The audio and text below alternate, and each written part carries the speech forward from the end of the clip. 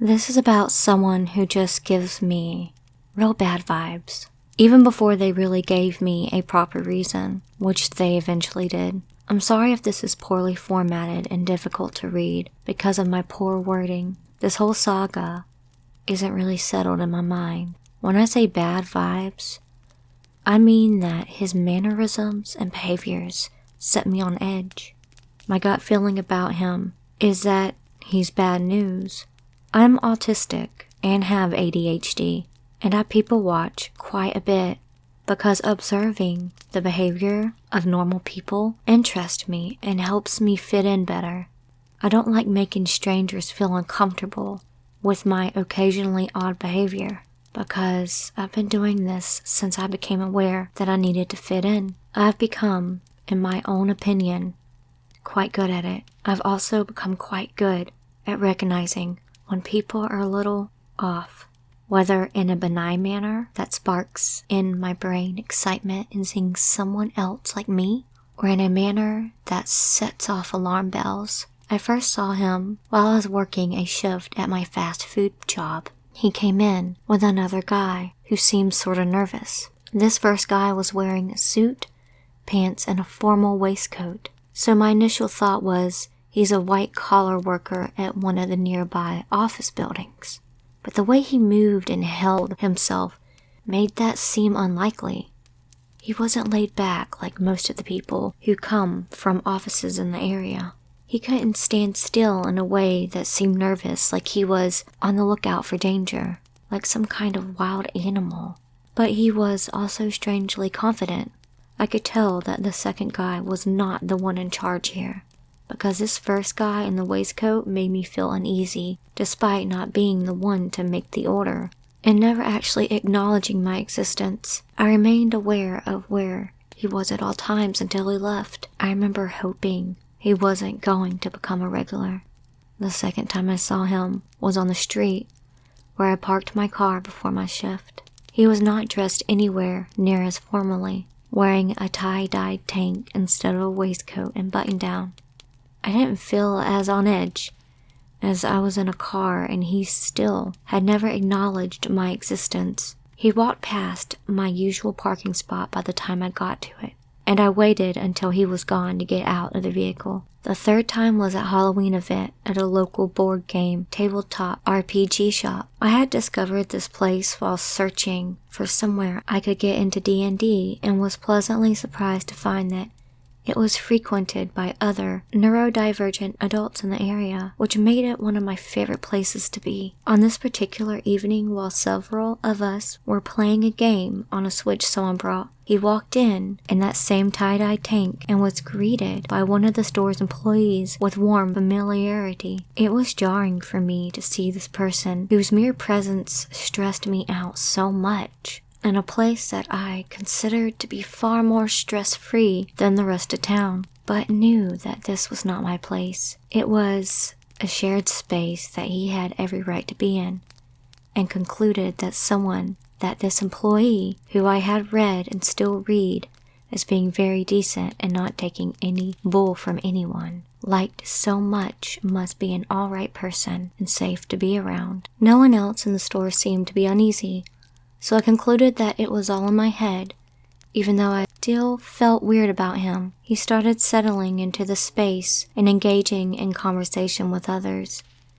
The way he spoke to another girl who went to my old high school began to make me feel as though there really was something off about him. And then he began talking to me, and my bad feelings about him began to feel validated in tiny ways. The ways that he was complimenting me were not obviously odd, but considering that he was far older than me, and I look younger than I am.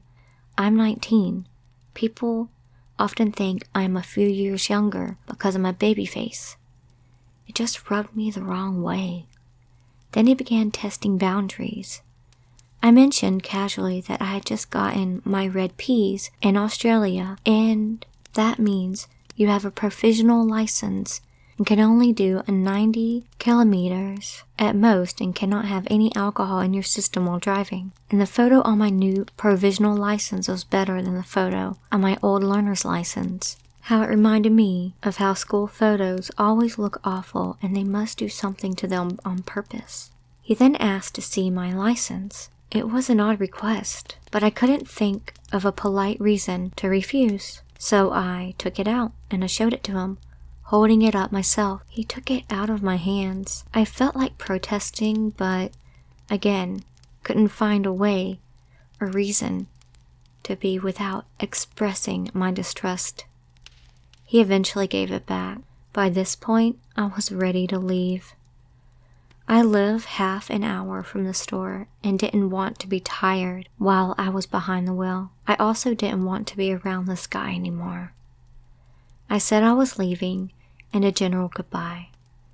Then as I was moving towards the door, he moved casually into my way and asked for a ride home. This was the biggest red flag for me, the one that feels the most obvious. This stranger, who I had just met this evening, was asking me, a girl who was barely an adult, to drive him home on my own at night. In hindsight, he was trying to be quiet about it, not alert anyone else to his request.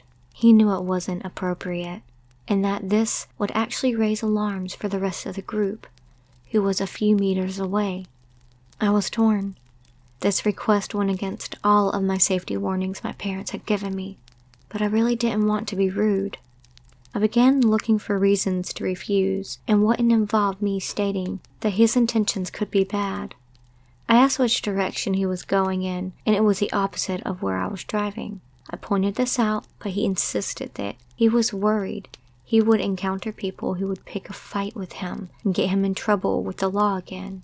I must have been visibly uncomfortable at this point, because the employee, the decent guy, and a co-worker of the store, a really cool woman, asked what was happening. When we told them, they began reprimanding him for his request, pointing out everything I was thinking, that he was going in the wrong direction, and I had just gotten my license, that I was a young woman, and he was an older stranger who wanted me to let him into my car at night, with no one else. He once again said he was worried about being confronted by people he had a history with, but the guy who knew him already basically said that that wasn't my responsibility and he should just walk home. We left at roughly the same time, him going through the other exit of the arcade the store was located in. I kept scanning my surroundings as I walked to my car. It wasn't that much of a walk, and I got out of town without any issues. I got home and tried not to think about it anymore, and I didn't really think about him again until the fourth time I saw him. I walked into the restaurant where I work about an hour before my shift. I despise being late to the point that I leave enough time for any possible delays. I saw him standing in line, that same tie-dye tank. I tried to walk past him without him noticing me. I hoped that my uniform and lack of obvious acknowledgement of him would make me invisible to him. It didn't work. He saw me and began asking me about whether my ADHD medication makes me feel high or buzzed in the place where I work, while I was in a uniform, surrounded by customers. I know he must have known how inappropriate that was. I know he was testing yet another boundary in a place where I cannot make a scene or give him a reason to make a scene.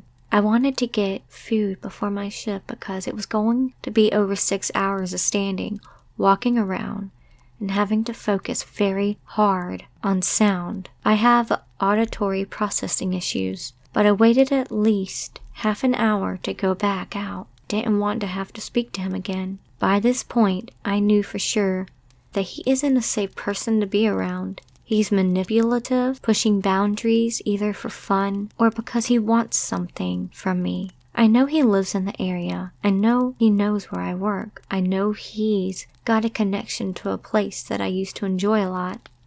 I actually stopped going there until about a month after the Halloween party, only returning for the first time this month. I know that he will actively try to talk to me if he sees me again, and I know that I will likely have difficulty enforcing the boundaries that he will certainly try to push again, because I am afraid of being seen as rude. I don't want to feel that fear, guilt, and anger at myself for not pushing back again. to the intrusive, manipulative man in question. I am very aware of what kind of person you are. Just stay away from me. So, me and my family went out on a vacation, more like a road trip to check out the popular mall up in St. Louis. It was pretty good, by the way. My weeb self was happy with the anime shop. After the call, we stopped by a gas station to get drinks, candy, and gas for the car. My brother and dad were in the energy drinks area, and I was looking for some gummies. So I have a weird thing where I can feel if someone has ill intentions, but also I have intense paranoia, and those feelings can be wrong. So while looking, there's a man taller than me. I'm almost 5'3". I'm up to half of his bicep in height, with shoulder-length brown hair. I got this feeling from this dude. I didn't know if it was real, so I just kept my distance and did my best to remain calm. Out of the corner of my eye, I saw he had looked at me, so basically I went, screw that, and without a word or waiting, I decided to go back to my dad. But as soon as I turned around, I heard him walking to me. You know when something takes a second but feels like an hour? Well, I started speed walking to my dad, and I could tell he was too close to me, so I felt longer than what it was. I hid behind my dad and saw the dude peek over at me, then quickly walked to and out of the door as I was telling my dad about it. Mr. Creepy Guy, thank you for most likely not living near me, and please don't chase young girls anymore.